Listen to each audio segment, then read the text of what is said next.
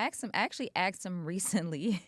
I said, when you would come around and, you would obviously see my family dynamics and environment and see my dad and how he operated, why didn't you run?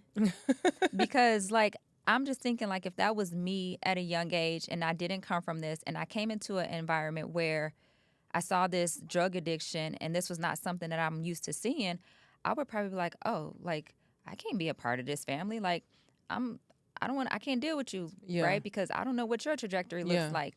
But he was like, honestly, that's what drew me closer to you, because he's like, I didn't see those qualities in you. He's like, I came from that too. My family had that, and we had that in my family. So I understood that it's not a reflection of you, Yeah. right? It's a reflection of the choices that that person made. It doesn't have anything to do with you. And I was like, oh, but I never asked him that question. But I just reflected after writing this book. I'm like, man, writing this book and actually like reflecting on everything that I went through as a child, like, you should have ran fast. I mean, your father's addiction, and you state in the book, he still even, struggles Yeah, he to still this struggles day. to this day. But there was a couple stories in the book in talking about your dad. And he wanted you to share this. You said that he wanted you to share this Yeah. part of your life. He didn't want you to hide that. In his addiction, your father was like the Uber before Uber. Right. He was a visionary.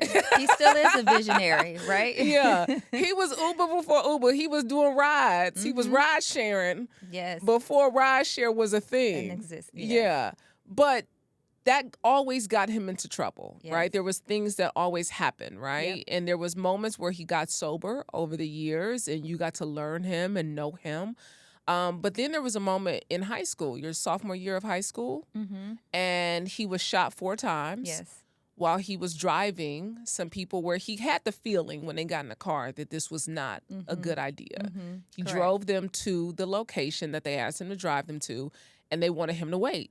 And he sped off afterwards, and they shot in the car. Correct. And he was paralyzed from the waist down. Yeah. Yeah. Yeah. And I remember it was just a very like dark time, because I thought I was going to lose my dad. Yeah. And I just knew that after experiencing that with him, that he was going to get his life together. He was going to get clean. And he did. And he was clean for the time that he was healing from that. And he went right back to using once he was able to get right back on his feet. And it was hurtful. And that's why I have the self-awareness to know, like, even as an adult, I have trust issues. Because when you have your dad, your first love, that continues to lie to you, continues to say that they're going to get clean, they're going to get their acts together so they can be whole and present for you, and then they continue to disappoint you, that was my first example, right? So if he can't tell me the truth and he can't get himself together, like, how can I trust people on the outside, right? But I had to learn to overcome that, and I had to learn that it's not a matter of him lying to you. It's a matter that he has a disease, he has a sickness that has a stronghold over him. Yeah. And it's a very, my dad has been using since he was 14. Wow. And so the younger you are when you start using, the more impressionable your brain is, right? And so when you start using at that age, that's kind of the age that you stop growing. So he has technically not matured since the age of 14, because he has damaged his brain cells, right? That has, like, the frontal cortex where we make sound decisions has probably never developed because he started using so young. So he didn't give his brain an opportunity to develop. I mean, you talked about in the book that it was your mother's resilience. You learned so much from your mother's resilience in dealing with that and coping with your father and learning how to navigate space with your father. But your father taught you empathy. And so have you ever talked to your father about what happened at 14 years old to your father that took him down this journey that has really set him up for this life? You know what? I have wanted to, and I feel like I have when I was younger, but he doesn't talk about it. Yeah. And so that's something that I also deal with, but I know it's not my battle to fight, but I do deal with, like, man, I wonder what happened. Like, just tell me your story. Because something happened. Something Yeah, happened. 14, something happened. And I'm not I don't want to judge you. I just want to be able to empathize with you and try to like help get you the help that you need. But I can't help someone that doesn't want to be helped, or someone that doesn't want to open up and tell me like what caused the addiction. Because to your point, I 100% agree. I want to know what caused you to even start using. What pain were you masking Absolutely. at the age of 14? Yeah. And I have not been able to get to that point yet. Wow.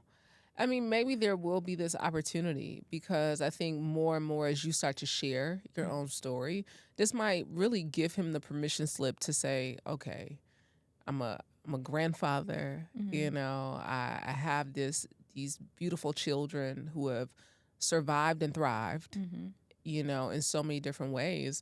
But I want you to talk about your mother, because you talk about your mother's resilience, because even growing up, I mean, people look at you, they see this beautiful, very polished, put together woman, and your mother as a child was telling you to hide your jewelry and your money so your father didn't steal it. You know, y'all was hiding car keys because he was real good at stealing cars. Yeah, he was great at what he did. Yeah. You know? I mean, when you deal with addiction, they will get very creative on how they, you know, satisfy their habit. Yeah. And when it came to jewelry, because he would steal it and he would pawn it, and he would get the money to do whatever he wanted to do with it. And his thinking was, well, when I get my check, I'm going to go get it out the pawn shop and I'll replace it so they'll never know that it's missing. But we will see that it was missing. So then we came to the point of like, okay, we got to put stuff up so, you know, he can't get access to it. And if he needed to make a run, because that was his thing, I got to go make a run, or if he needed to pick up someone, or if somebody gave him a phone call to meet him up somewhere, if he had access to a car, he would take your car and go joyriding and probably do things like Uber. Like, you know, he wasn't trustworthy. Like, we couldn't trust him because of the addiction. And we knew that he would be willing to do anything and didn't care if it hurt our feelings or my mom's feelings. But again, it affected me with trusting people, right? I can't trust my dad in the house with my stuff. So even when I was younger, and, you know, we would have, you know, cleaning people. When I first started, like, being able to have people come clean my house, I would be nervous because I would, like, hide stuff. And, you know, I'd be like, oh, well, I don't want them to steal my stuff. So I got to so those same type of, like, childhood traumas and habits would come to fruition. And I had to, like, stop myself in my tracks. Like, you don't live with a drug addict. This is their job. These are people that have background checks. Like, I have to retrain my brain to heal from all of that growing up, because it really did affect me as a kid growing up, because no child should have to grow up with a parent afraid that that parent is going to steal from them. Yeah. How is your relationship with your mother? Because she taught you this resilience and these coping skills and how to navigate in the world. How did that really transfer over into your relationship with your mom? Yeah, my mom and I, we have a great relationship. She has taught me to be the woman that I am today, to be strong, to be resilient, to be focused, because my mom was always very adamant of making sure that we stayed busy to try to distract us from what was going on at home. And I do feel that a lot of the ways that she coped with my dad's addiction were probably not necessarily healthy. And I do feel that, especially my brother and I, it's two of us, we tend to pick up some of those unhealthy coping habits, which I've learned through therapy, right? You know, in Black families, you just sweep things under the rug. That's not okay. Yeah. What are some of those coping?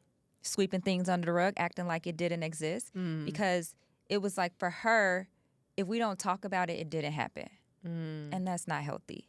I mean, we all have experienced that, right? In our families. Yeah. And that's not something that I want to pass down to my kids. I want to pass down communication. Like, you get through situations by communicating, not acting like it didn't happen. But that was all that she knew growing up, because she's from her family's from the South. That was the Southern way of, like, you know, what goes on in this house stays in this house. Yeah.